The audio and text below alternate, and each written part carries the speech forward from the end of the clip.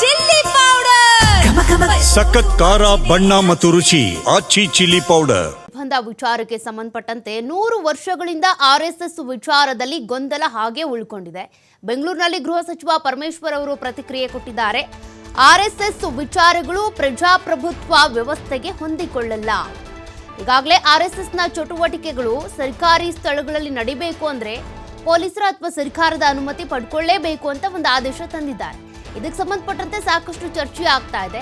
ಇನ್ನು ಗೃಹ ಸಚಿವ ಡಾಕ್ಟರ್ ಜಿ ಪರಮೇಶ್ವರ್ ಅವರು ಕೂಡ ಪ್ರತಿಕ್ರಿಯೆ ಕೊಟ್ಟಿದ್ದಾರೆ. 2013ರಲ್ಲಿ ಜಗದೀಶ್ ಶೆಟ್ಟರ್ ಅವರು ಆದೇಶ ಹೊರಡಿಸಿದ್ರು. ಬಿಜೆಪಿಯವರು ಆರ್ಎಸ್ಎಸ್ ನಮ್ಮ ಅಂಗಸಂಸ್ಥೆ ಅಂತ ಹೇಳ್ತಾರೆ. ಹಾಗಾದ್ರೆ ಜಗದೀಶ್ ಶೆಟ್ಟರ್ ಯಾಕೆ ಆ ಆದೇಶವನ್ನ ಮಾಡಿದ್ರು ಅಂದ್ರೆ ಅವ್ರು ಸಿಎಂ ಆದಾಗಲೇ ಈ ಆದೇಶವನ್ನ ತಂದಿದ್ದಲ್ಲ ಅಂತ. ಇನ್ನು ಕಾಂಗ್ರೆಸ್ನವರು ಆದೇಶ ಮಾಡಿದ್ರೆ ಮಾತ್ರ ಪ್ರಶ್ನೆ ಮಾಡ್ತಾರೆ. ಈಗ ನಮ್ಮ ಸರ್ಕಾರ ಆ ಒಂದು ಆದೇಶವನ್ನ ಜಾರಿಗೆ ತಂದಿದೆ. ಸರ್ಕಾರಿ ಶಾಲೆಗಳು ಅಥವಾ ಸರ್ಕಾರಿ ಅನುದಾನಿತ ಶಾಲೆಗಳು ಬೇರೆ ಬೇರೆ ಒಂದಷ್ಟು ಸಾರ್ವಜನಿಕ ಪ್ಲೇಸ್ಗಳಲ್ಲಿ ಪಥಸಂಚಲನ ಮಾಡೋದಕ್ಕೆ ಅವಕಾಶ ಇಲ್ಲ. ಅವಕಾಶವನ್ನ ಸರ್ಕಾರ ಕೊಟ್ಟರೆ ಮಾತ್ರ, ಅನುಮತಿ ಸಿಕ್ಕಿದ್ರೆ ಮಾತ್ರ ಮಾಡಬಹುದು. ಮತ್ತು ಆ ಕಾರ್ಯಕ್ರಮದ ರೂಪುರೇಷೆ ಹೇಗಿರುತ್ತೆ ಅನ್ನೋದು ಕೂಡ ಗೊತ್ತಾಗಬೇಕಿದೆ ಅಂತ.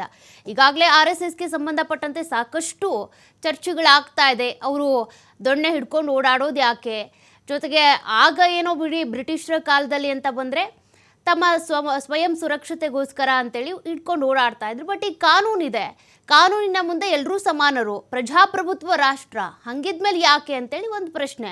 ಜೊತೆಗೆ ಸಂಸ್ಥೆ ಅಥವಾ ಸಂಘವನ್ನು ರಿಜಿಸ್ಟರ್ ಮಾಡಿಸಿಲ್ಲ, ಯಾಕೆ ಮಾಡಿಸಿಲ್ಲ ಅನ್ನುವಂಥ ಪ್ರಶ್ನೆ ಕೂಡ ಇದ್ದಿದೆ.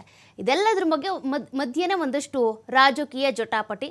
ಈಗ ಕಾಂಗ್ರೆಸ್ ಈ ಒಂದು ಆದೇಶವನ್ನು ಹೊರಡಿಸಿರೋದ್ರಿಂದ BJP ನಾಯಕರು, ಅದರಲ್ಲೂ ಕೂಡ RSSನ ಕಟ್ಟಾಳುಗಳು ಒಂದು ರೀತಿಯಾಗಿ ಪ್ರತಿಭಟನೆ ಮಾಡೋದಿರಲಿ, ವಿರೋಧ ವ್ಯಕ್ತಪಡಿಸೋದಿರಲಿ, ನಾವು ಪಥಸಂಚಲನ ಮಾಡೇ ತೀರ್ತೀವಿ, ಅದಕ್ಕೆ ನಿಮ್ಮ ಅನುಮತಿ ಯಾಕೆ ಬೇಕು, ಈ ಹಿಂದೆ ಕೂಡ ಅನುಮತಿ ಪಡ್ಕೊಂಡೇ ಮಾಡಿದ್ದೀವಿ, ಯಾಕೆ ಅನುಮತಿ ಪಡೆದಿಲ್ಲ ಅಂತ ಆರೋಪ ಮಾಡ್ತಿದ್ದೀರಾ, ಹೀಗೆ ಸಾಕಷ್ಟು ಚರ್ಚೆಗಳಾಗ್ತಾ ಇದೆ.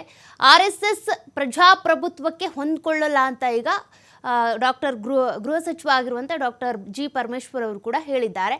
ಒಬ್ಬೊಬ್ಬರು ಒಂದೊಂದು ರೀತಿ ಹೇಳಿಕೆ ಕೊಡ್ತಿದ್ದಾರೆ. ಅದರ ಬೆನ್ನಲ್ಲೇ ಈಗ ಸಾಕಷ್ಟು ಚರ್ಚೆ ಕೂಡ ರಾಜ್ಯದಾದ್ಯಂತ ಆಗ್ತಾ ಇದೆ. RSS ಚಟುವಟಿಕೆಗಳಾಗಬೇಕಾ ಆಗಬಾರ್ದಾ ಅಂತ.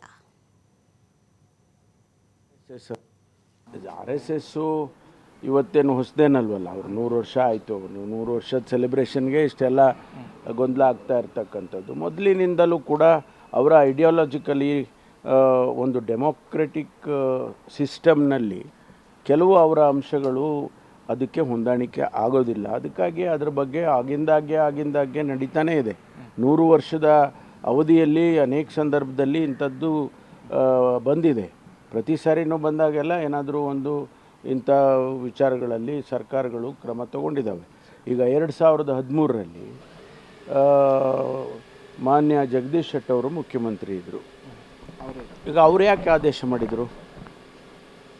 ಅವ್ರಿಗೂ ಕೂಡ ಅವ್ರು ಹೇಳೋದು ಅವ್ರದ್ದೇ ಅಂಗಸಂಸ್ಥೆ RSS ಅಂತೇಳಿ, ಭಾರತೀಯ ಜನತಾ ಪಾರ್ಟಿದು. ಹಂಗಿರುವಾಗ ಅವ್ರು ಯಾಕೆ ಆದೇಶ ಮಾಡಿದರು? ಈಗ ನಾವು ಮಾಡಿದಾಗ ಮಾತ್ರ ನಮ್ಮನ್ನು ಪ್ರಶ್ನೆ ಮಾಡ್ತಾರೆ. ಅವ್ರು ಮಾಡಿದಾಗ ಯಾಕೆ ಯಾರು ಇದು ಗೊಂದಲ ಆಯಿತು, ಅದಾಯಿತು, ಇದಾಯಿತು ಅಂತ ಹೇಳಿ ಪ್ರಶ್ನೆ ಮಾಡಲೇ ಇಲ್ಲ. ಹಾಗಾಗಿ ಸರ್ಕಾರ ಅನ್ನೋದು ಒಂದು ಶಾಂತಿಯನ್ನು ಕಾಪಾಡಬೇಕು. ಪ್ರಚೋದನೆಕಾರಿಯಾಗಿರ್ತಕ್ಕಂಥವು ಯಾವೂ ಕೂಡ ಆಗಬಾರ್ದು. ನಾವು ಮುಂಜಾನೆ